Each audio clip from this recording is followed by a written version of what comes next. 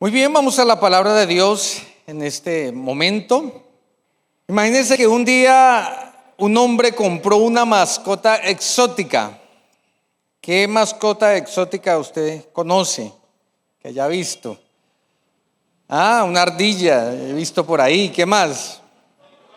Una iguana. Pero este hombre compró un elefante y lo vio tierno, todo chiquitín. Ay, tan lindo, chiquitico. Y dijo, no, esta es la mascota que yo necesito. Un elefante bebé.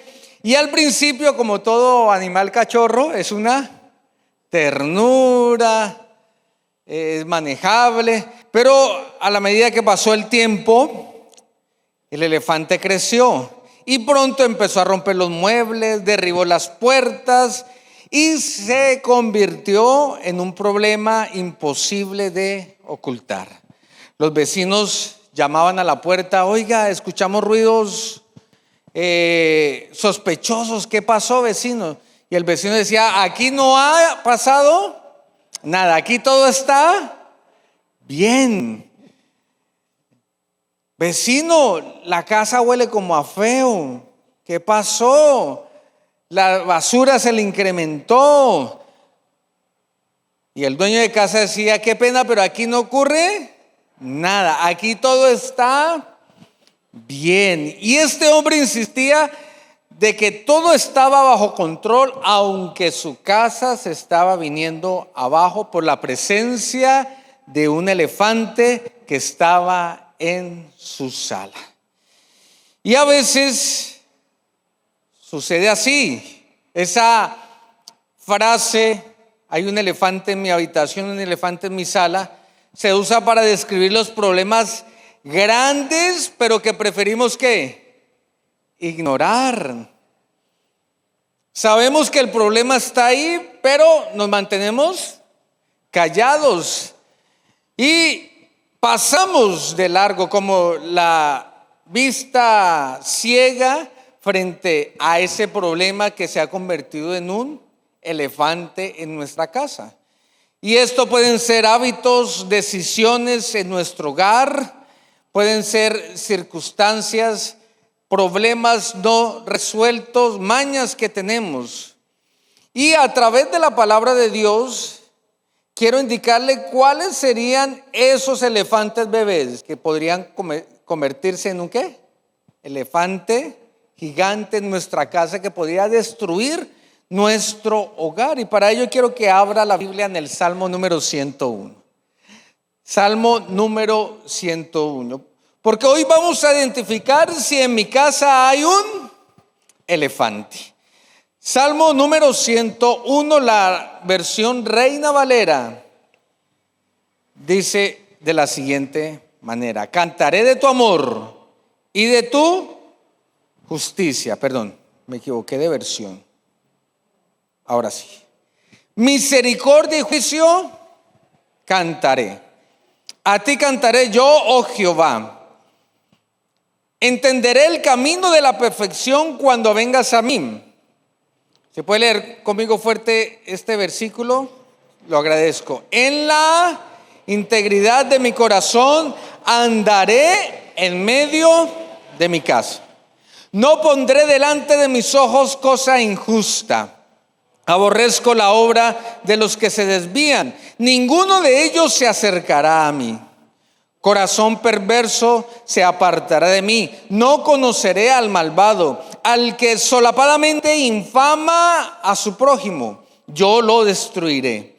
No sufriré al de ojos altaneros y de corazón vanidoso. Mis ojos pondré en los fieles de la tierra para que estén conmigo. El que ande en el camino de la perfección, este me servirá. No habitará dentro de mi ¿qué? De mi casa el que hace fraude. El que habla mentiras no se afirmará delante de mis ojos. ¿De qué? De mañana destruiré a todos los impíos de la tierra, para exterminar de la ciudad de Jehová a todos los que hagan iniquidad. Hermoso salmo, ¿no? Y dos veces el salmista menciona ahí el hogar o la casa. Y el primer punto de mi sermón es el siguiente: si entra basura, huele a basura. Si entra basura, ¿qué va a pasar con mi casa? Huele a basura. Y traigo la siguiente frase que dice así: lo que permites en tu casa hoy definirá su atmósfera mañana. Medita un momento en esta frase. Lo que permitas en tu casa hoy definirá ¿qué? Su atmósfera mañana. Y quiero resaltar el versículo 2 cuando el salmista expresa su deseo de vivir en integridad, comenzando desde su hogar. Dice: en la integridad de mi corazón andaré en medio de mi casa. Y esto nos ayuda a entender que la integridad en el ser humano, ¿dónde debe nacer? En el corazón. La integridad define no lo que yo hago, sino lo que yo soy. Y en cuanto a la integridad, no hay un sentido medio, no hay escalas de grises, o se es blanco o se es negro. Por ejemplo, o se es grosero o no se es grosero, se es ladrón o no se es ladrón, se es trabajador o no se es trabajador. En el corazón, en el ser. Ahora, ¿cómo se desarrolla esta integridad? Nace en el corazón, pero se desarrolla, se construye en el hogar. Hoy el progresismo nos dice: no, la integridad y los valores y lo que el ser humano es tiene que darse bajo el marco educativo, en el colegio, en el marco social, en el marco de la universidad, de las mentes pensantes. Hay que deconstruir la integridad para volverla a construir. Pero la Biblia es muy clara: la integridad se construye, se enseña. ¿Dónde? En el hogar. Y David expresa ese deseo de vivir en integridad, de que su corazón sea correcto, sea íntegro. Por eso en Proverbios capítulo 4, versículo 23 dice: sobre toda cosa guardada, ¿qué? Guarda tu corazón, porque de él mana la vida. Guarda tu corazón, porque ahí nace la integridad, ahí se desarrolla la integridad. Y si la Biblia dice guarda tu corazón, significa que el corazón es ¿qué? Usted no guarda algo que sea fuerte. Usted no guarda algo que le sirve para que esté en la intemperie. No, usted guarda algo valioso y algo delicado, ¿o no? Por ejemplo, la vajilla, la mejor vajilla que usted tiene, usted no la deja por ahí en el lavaplatos, no, usted la pone en una caja, la envuelve en papel periódico y la esconde en un lugar donde no la alcance a alguien para que la pueda romper. Así la palabra de Dios dice: guarda tu corazón, porque es frágil. Se puede atentar contra él, contra tu identidad, contra tu esencia. Y es valioso porque eso va a determinar lo que tú eres. Era un niño, tenía 8 años, y me acuerdo tanto que unos pastores fueron a la ciudad de Cali donde vivíamos, fueron a visitar a mi papá. Mi papá todavía estaba viudo en ese entonces. Y el pastor dijo: camine, Isidro, y compramos lo de la comida, que le quiero hacer un almuerzo. Y nos fuimos al supermercado. Y los 2 hijos del pastor eran mayores que yo. Uno tenía 10 años, otro tenía 12 años. Nos fuimos todos al supermercado, y como los niños son curiosos, los niños ¿hacia dónde van cuando llegan al supermercado? A 2 lados: a la juguetería, o van donde venden los yogures y los dulces, ¿no? Y nosotros nos fuimos donde vendían los yogures, los dulces, las gelatinas. Cuando uno de mis compañeros dijo: ay, tan chévere, vea ese juguete que trae esa gelatina. En ese tiempo eran como unos moldes donde uno hacía la gelatina ahí y salía la gelatina con esa forma. Y me dice el más grande: hágale, David, rompa la bolsa y embolsíllese el juguetico, el molde. Y como mi integridad en mi corazón todavía era débil, estaba formando mi carácter, pues yo sabía que estaba mal, pero como habían dos que me influenciaban, dije, bueno, pues cualquier cosa que pase, ellos tienen la culpa. Y me embolsillé uno y después me dijo, no, pero el otro, y me embolsillé el otro, y los otros también rompieron y metieron los juguetes en el bolsillo y nos fuimos a la casa, pagamos, nadie nos vio, nadie nos paró, llegamos a la casa y nos pusimos a jugar, pero eso sí, que mi papá y el pastor amigo de mi papá no se dieran cuenta que teníamos esos juguetes. Pero como no hay nada oculto entre el cielo y la tierra, llegó mi papá y dijo, ¿qué está haciendo? Yo nada, ¿de dónde sacó eso? No, esto lo trajeron ellos. Y ellos, no, nosotros no sabemos, eso apareció él ahí con esas cosas. Y yo, no, eso me lo prestó mi amigo Jean-Pierre. No, señor, porque es que es difícil mentirle al papá y a la mamá, ¿no? Ellos saben y conocen que eso de dónde lo sacó. No sé, papá, que de dónde lo sacó. No sé, papá. Y empezó, que de dónde lo sacó. Y me tocó decir, pa, es que en el supermercado eso estaba ahí puesto, porque uno nunca acepta, ¿no? Y pues yo vi eso y lo cogí. Me dijo, mentiroso, mentiroso, eso estaba en una caja, eso estaba sellado.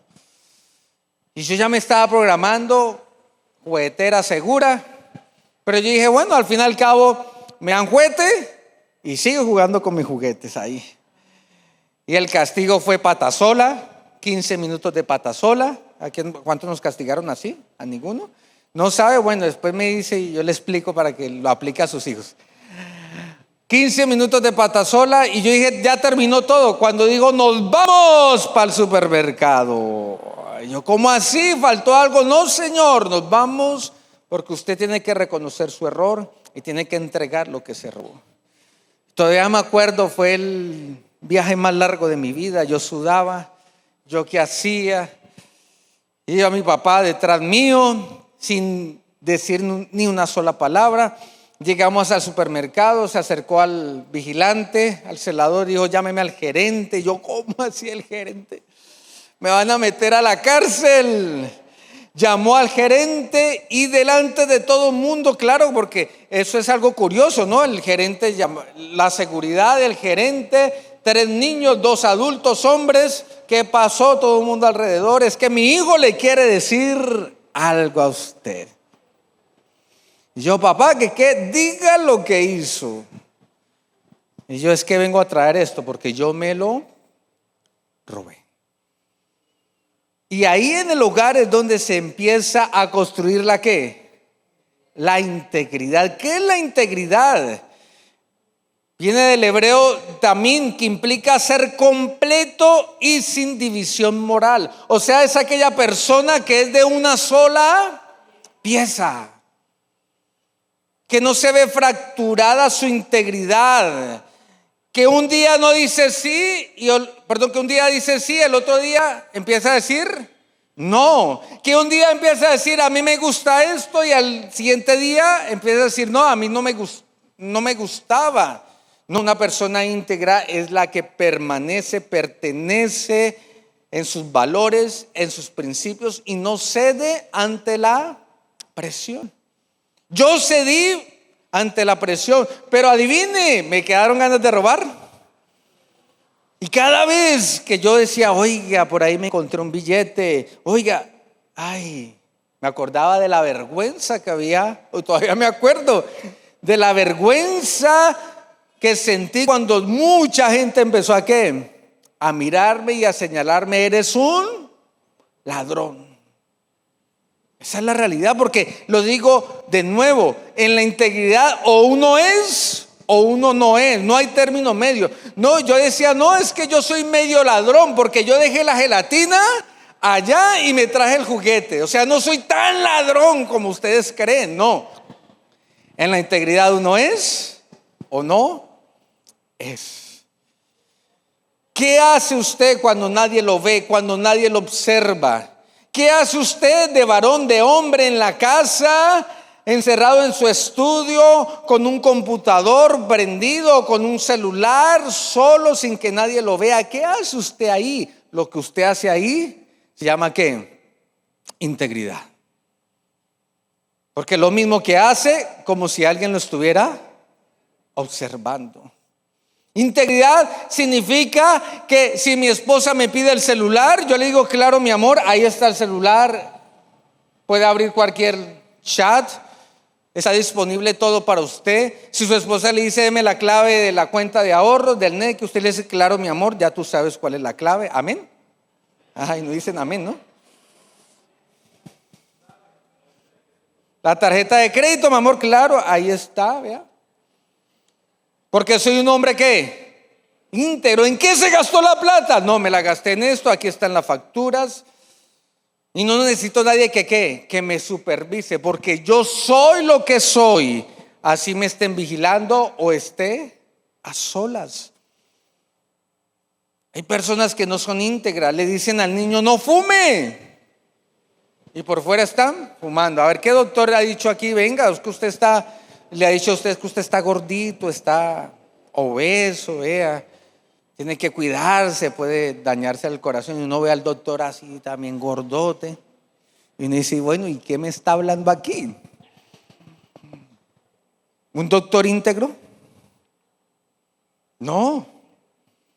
La integridad empieza en el ser, lo que uno es. Entonces, pilas con lo que vemos. ¿Qué tipo de contenido consumen en nuestra casa? La televisión, las redes sociales y el entretenimiento pueden contaminar nuestra mente y la de nuestra familia. ¿Por qué lo que vemos? Porque mientras la boca alimenta el cuerpo, los oídos y los ojos alimentan las emociones, alimentan el alma. Lo que escuchamos, las conversaciones, la música que usted escucha, las palabras que permitimos en casa pueden afectar nuestro ambiente espiritual y nuestra integridad. No diga mentiras, pero papá, usted va a jugar fútbol y dice mentiras. No diga groserías, papá, pero yo lo he visto jugando fútbol y es grosero. ¿Eso es integridad? Y lo que permitimos, seamos íntegros en lo que permitimos. O sea, no abramos la puerta al pecado. No podemos ser sorprendidos cuando ese pecado empieza a dominar nuestro hogar. ¿Cómo así, pastor? Si no se corrige a tiempo, el elefante que está bebé se puede convertir ¿en qué? En un monstruo. Viva en integridad. Enseñe la integridad en su casa. Que usted pueda decir lo que dijo el rey David: en la integridad de mi corazón andaré en medio de mi casa. ¿Usted cómo anda en su casa? Por ejemplo, usted ahorita llega a su casa y ¿qué es lo primero que hace? Se quita la ropa. Yo me quito esta correa, estos zapatos que no me gustan, me pongo una chancla, me siento ¿qué? Cómodo. Hay personas que llegan a la casa y que no me pillen, que ella no se dé cuenta, que mi hijo no se dé cuenta, o que mi papá enseguida el muchacho, el adolescente, entra al cuarto y se encierra y dice: no, yo tengo derecho a mí, privacidad, aquí nadie entra. ¿Por qué? Porque hay un ambiente pesado a causa de que no somos íntegros. No, usted decida descansar en su hogar, que cuando usted llegue a su casa usted vea personas transparentes, sí, con defectos, con situaciones difíciles en su carácter, pero que usted diga: yo conozco a mi esposa, yo conozco a mi esposo, conozco a mis hijos, porque les he enseñado la integridad. Número 2, si alimentas un monstruo, tarde o temprano te comerá. Si alimentas un monstruo, tarde o temprano te comerá. Si alimentas el elefante pequeñito, bebé, que dejaste entrar a tu casa, tarde o temprano ese elefante va a crecer, te va a devorar y va a arruinar todo lo que tú has construido. Lo que nutre tu hogar define su destino. Lo que nutre tu hogar define su destino. ¿El destino de quién? De mi hogar, de los míos. Por ejemplo, un sencillo caso de la buena alimentación que debería haber en mi casa. Si usted trae a casa solamente dulces, gaseosa, chitos, papas, ¿qué más? Hamburguesas bien, con harta salsa. Si usted deja entrar eso solo a su casa y nutre a los suyos con eso, usted definió el destino de los suyos. ¿Cómo va a ser el destino de ellos? ¿Sufriendo de qué? De la tensión, ¿cierto? De enfermedades cardíacas. Porque lo que uno come también eso lo define a uno. Lo mismo pasa con la vida espiritual, con la vida emocional, con la vida familiar. El versículo número 3 del Salmo 101 dice: no pondré delante de mis ojos cosa injusta. Aborrezco la obra de los que se desvían. Ninguno de ellos se acercará a mí. Y David hace una declaración radical: no permitiré la maldad en mi vida. Utiliza ahí la injusticia, o sea, lo referente a algo perverso o a algo sin valor. Mire la diferencia aquí. La injusticia es algo ¿qué? Perverso o algo sin valor.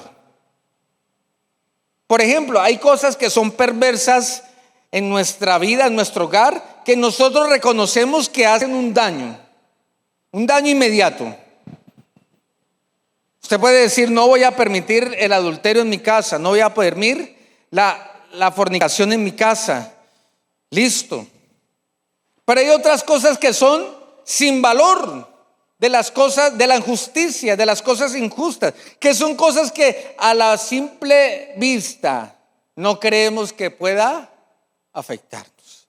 Por ejemplo, traer licor a nuestro hogar. ¿Pero qué es una botellita de vino, no? ¿Qué es un pack de cervezas que me puede durar 3, 4 meses? ¿Qué significa eso? No, eso no tiene ningún peligro, pero tarde o temprano nos vamos a ir alimentando de eso. Vamos a ir alimentando las ganas de probar lo que sabemos que está mal, y al final ese monstruo se va a fortalecer y te va a comer. En cambio, aquellos que son sabios, que son inteligentes, en vez de alimentarse de la injusticia, en vez de alimentarse de la influencia de los demás, se alimentan según lo que dice el versículo número 1. Dice: cantaré, ¿de qué? De tu amor y de tu justicia. En vez de alimentarnos de cosas injustas, de cosas vanas, de cosas vacías, de cosas que nos hacen daño, deberíamos alimentarnos ¿de qué? Número 1, del amor y de la justicia de Dios. Aliméntese de eso, del amor y de la justicia. El amor cubrirá multitud de pecados. Cuando usted se alimenta del amor de Dios, cuando usted acepta el amor de Dios dentro de su casa, el perdón fluye. ¿Cuánto necesitamos perdonar a algún familiar? ¿Cuánto necesitamos pedir perdón a algún familiar? ¿Y cada cuánto? Dígame, ¿cada cuánto? Pues en mi caso yo creo que en promedio cada 3 días, ¿no? ¿Por qué? Porque convivimos, ¿no? Hay asperezas. A veces decimos lo que no queríamos decir. A veces hacemos una mirada y esa mirada, si tuviera balas, nos fusilaba, ¿no? A veces nuestras acciones pueden herir a los demás y necesitamos del perdón. Y acuérdese que el perdón no es una obra humana, no, es una obra que depende de la gracia de Dios. Usted y yo nunca podríamos perdonar al que nos ofende, nunca. Eso es ilógico. ¿A quién se le ocurre perdonar, por ejemplo, a alguien que me dejó en la quiebra? Eso es algo ilógico, ¿no? ¿A quién se le ocurre perdonar a alguien que abusó de él o de ella cuando eran niños? ¿A quién? ¿A quién se le ocurre perdonar a aquel hombre o a aquella mujer que fue infiel dentro de su matrimonio? ¿A quién se le ocurre perdonar a esa mamá, a ese papá que lo abandonó? A nadie, eso es algo ilógico. Pero viene la obra ¿de qué? De gracia. Y cuando tú decides en tu corazón perdonar a ese cercano, perdonar a esa esposa que preciso esta mañana hizo ese caldo caliente, usted mandó la cuchara y ¡am! Severo quemón, y dijo: ¡ay, mi mujer! ¿Qué es lo que me hace? Usted necesita la obra de gracia para decirle: mi amor, te perdono por ese caldo tan caliente, todo el día con la boca picada. Te perdono, mi amor. Usted necesita perdonar a ese esposo que todos los días deja la toalla encima de la cama y usted lleva 20 años que la toalla no se deja ahí. Necesita la obra de gracia, pero si usted no se alimenta del amor y de la justicia de Dios, usted nunca va a perdonar. El amor de Dios es aquel amor que es incondicional, que se da todo por Él. Pero la justicia, ¿en qué consiste alimentarse de la justicia? ¿De qué? De que aunque no merezcamos el perdón, aunque merezcamos un destino eterno de muerte, llegó Dios, hizo un plan y no te cobró nada a ti, no te cobró nada a mí, para que hoy tuviéramos vida y vida en abundancia. Cuando tú te alimentas de eso, entiendes lo que Jesús hizo, para ti es más fácil perdonar a esa esposa, a ese esposo. Es más fácil perdonar la infidelidad, es más fácil perdonar el abuso, es más fácil perdonar el abandono, porque entendiste que Dios te perdonó sin exigirte nada a cambio. Alimenta tu familia de eso. ¿Y qué hacemos? ¿Cuáles serían las aplicaciones cotidianas? Controla el entretenimiento, evalúa lo que ves, evalúa lo que consumes, tus hijos. Qué triste ver niños con el celular y lo que uno ve viendo, jugando, lo que uno ve jugando son juegos de violencia. ¿De qué se está alimentando ese niño?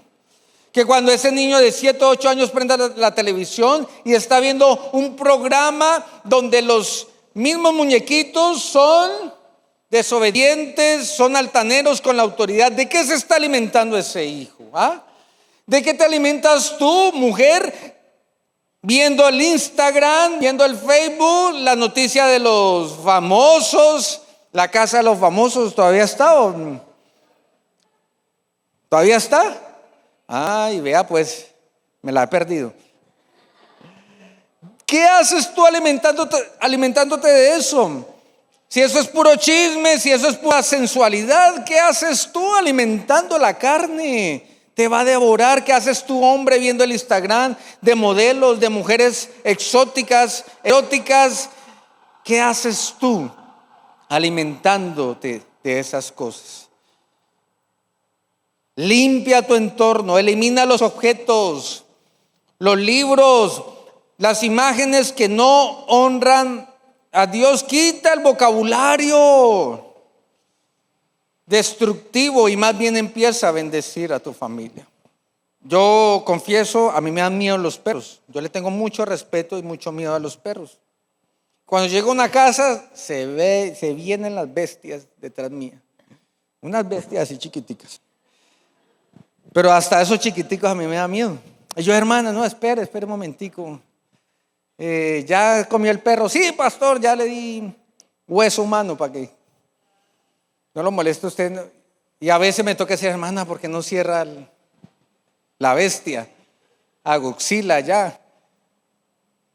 Y le digo: yo espero aquí fuerita. Bueno, en este caso, si Jesús visitara tu casa, ¿con qué se encontraría? ¿Será que Jesús podría entrar libremente a ella? ¿O le tocaría decirte: venga, espere, vaya, cierre la bestia primero que tiene ahí y después entro a compartir con usted?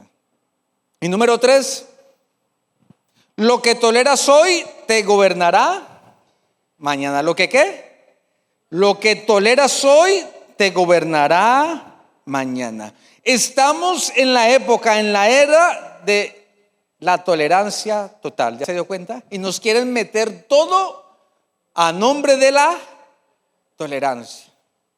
Pero los creyentes, los que tenemos la iluminación de la palabra de Dios, debemos saber que hay cosas que nosotros no debemos tolerar.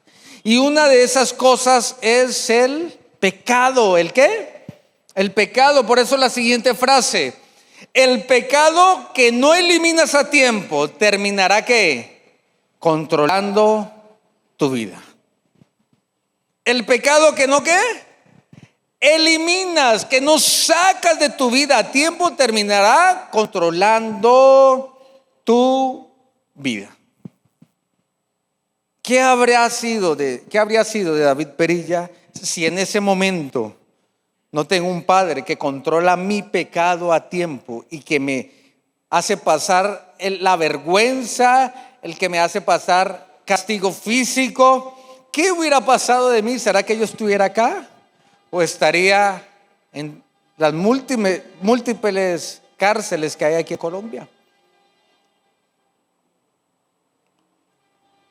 Mira, la Biblia dice: apártate del pecado y encontrarás o hallarás ¿qué? Misericordia de parte de Dios. Apártate del pecado. Dice ahí en el Salmo 101, el versículo 7: no permitiré que los engañadores sirvan en mi casa, y los mentirosos no permanecerán en mi presencia. La Reina Valera dice: no habitará dentro de mi casa el que hace fraude, el que habla mentira no se afirmará delante de mis ojos.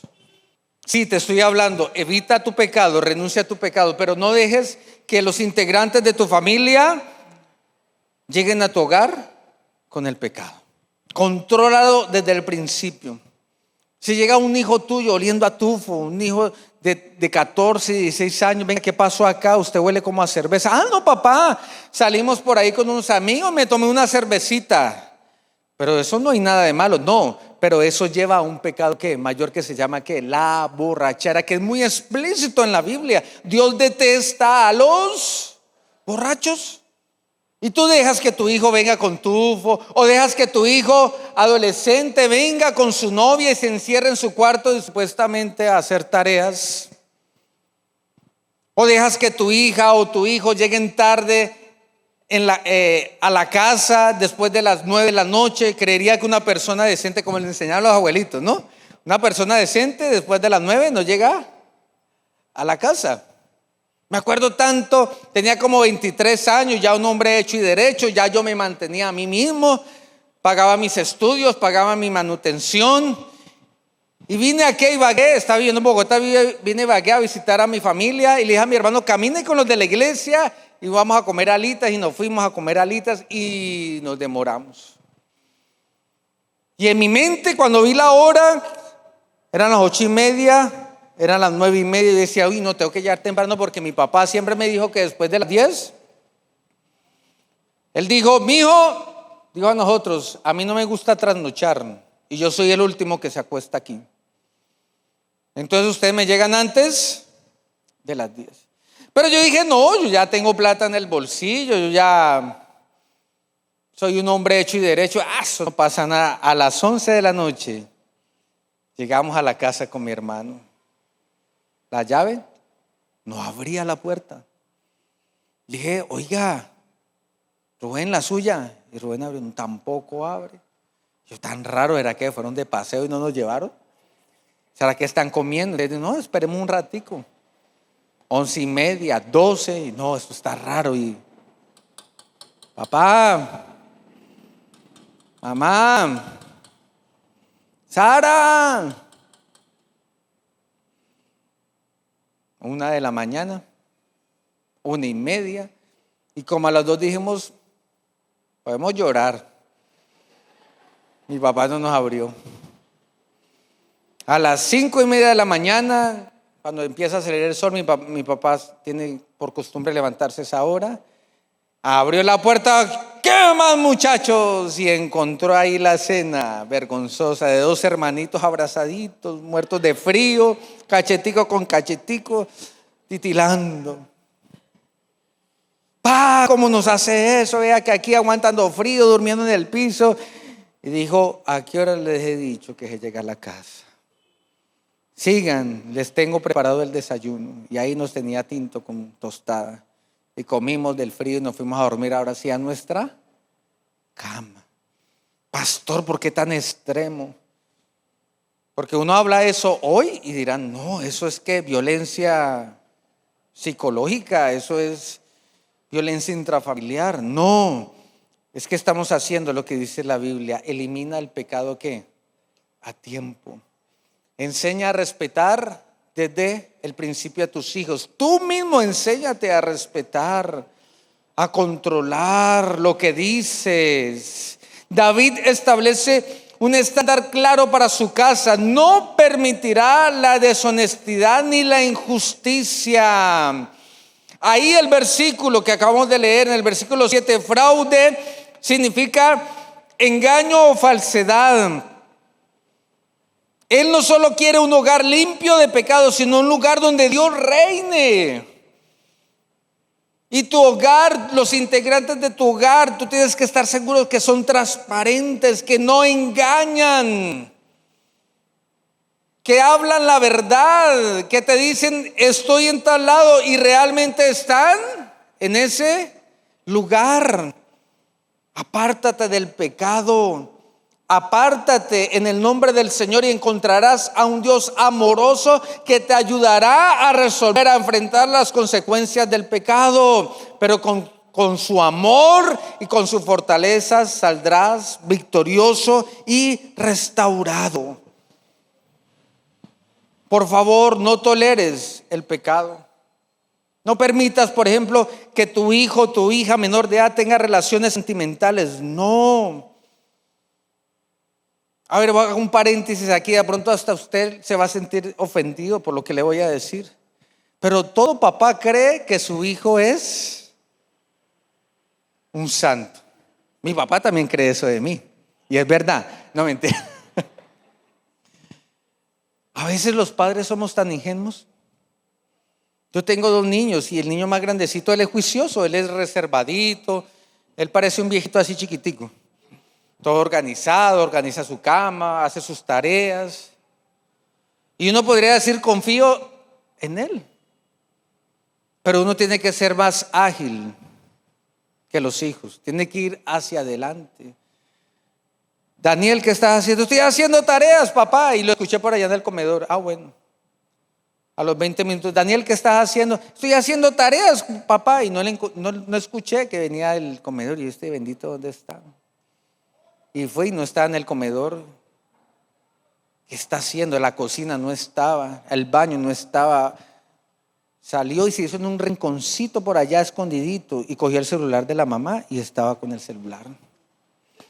Y yo: mi hijo santo, aquel hijo que no me defraudaría nunca, aquel bebé que siempre me hablaría con la verdad, me ha defraudado hoy. Cogió el celular que contundentemente le he dicho: no puedes coger el celular. Así son los hijos, ¿o no?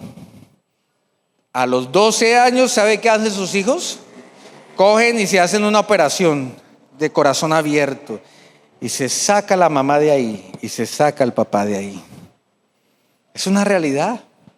Y yo a veces veo a los hermanos: mi hermano, ¿y usted por qué no trae a su hijo a la iglesia?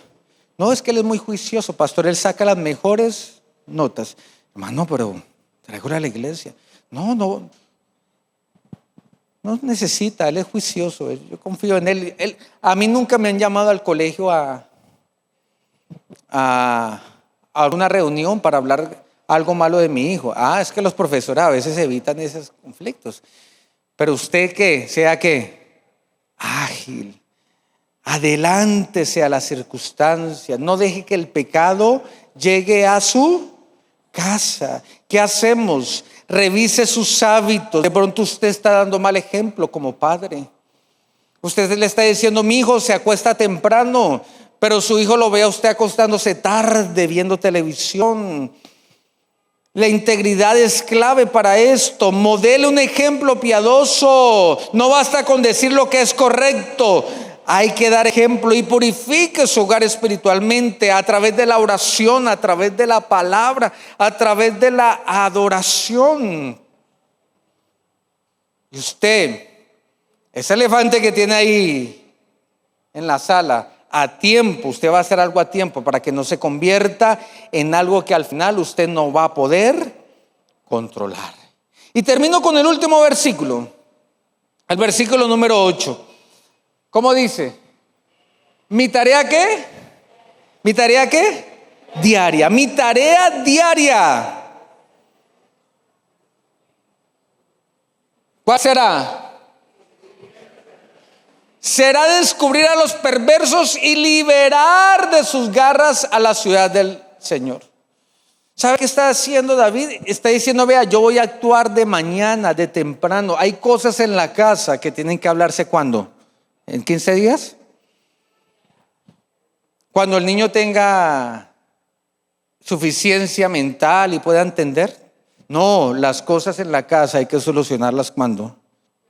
Ya, diariamente, el día a día. Esa es la primera aplicación de este versículo. ¿Cuándo hay que sacar ese elefante de la casa? ¿Cuándo hay que empezarle a ponerle cuidado? Ya. Y el Espíritu Santo te irá revelando cuál es el elefante que tienes ahí metido. Pero no basta con eso. La segunda aplicación del versículo es: ¿y qué haré? Destruiré a los impíos de la tierra para que no dañen la ciudad. Y esa es la labor de cada padre: destruir a aquellos que influyen en la vida de nuestros hijos, aquellos compañeros, aquellos amigos que como papá y mamá el Espíritu Santo te dice: no le conviene a tu hijo esa amistad, córtala. Y hablo de mí porque yo me conozco a mí mismo, pero mi papá más de una vez cortó amistades. ¿Y de qué manera? Me dijo: usted sigue viendo a esa muchacha y lo dejo sin universidad. Ay, mi papá, ¿qué va a hacer eso? Yo seguí en mi recocha.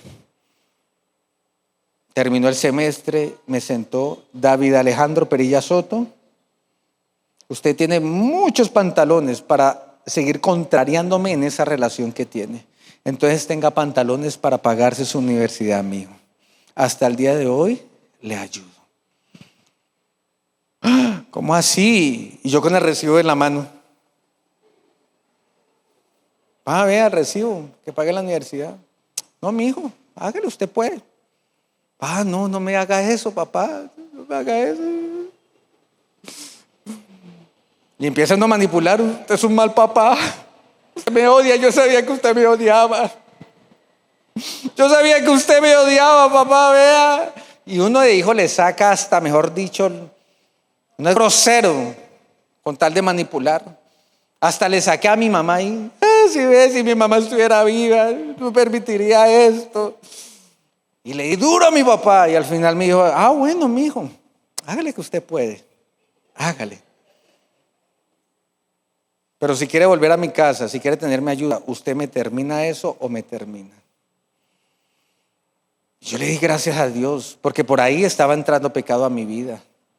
Por ahí yo me estaba descarriando. Y como el hijo pródigo, comiendo la comida de los marranos, aguantando hambre, dije: he pecado contra Dios y contra ti. Vaya, agache la cabeza, me pida perdón.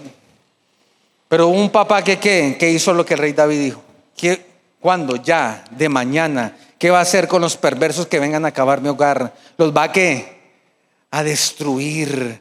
No habrá manera que ni un insecto, ni una cucaracha entre a mi hogar. Si hay padres de familias conscientes de que hay que estar pilas, alertas. Mi hijo, estás viendo mucho celular, me parece como que eso te está enviciando. Sí, mi amor, y acepto. Mi hija la veo hablando mucho con las vecinas. ¿De qué habla? No, de la comadre, del compadre. Mucho chisme. Venga para acá, para la casa mejor. Venga aquí y hablamos los dos. Porque estamos protegiendo a los nuestros. Entonces, el resumen sería: si entra basura, huele a basura. Lo que permitimos en nuestro hogar afecta nuestra vida espiritual. Si alimentas al elefante, al monstruo, tarde o temprano te comerá. Lo que toleras se convertirá en un hábito peligroso. Lo que toleras hoy te gobernará mañana. Debemos ser intencionales en vivir en santidad. Por eso le hago este llamado a esta hora. Reflexione sobre qué cosas pueden estar contaminando tu vida y tu hogar y renuncia a ellas. Toma la decisión de limpiar tu casa espiritualmente, empezando por ti mismo, y da pasos prácticos para eliminar lo que no honra a Dios.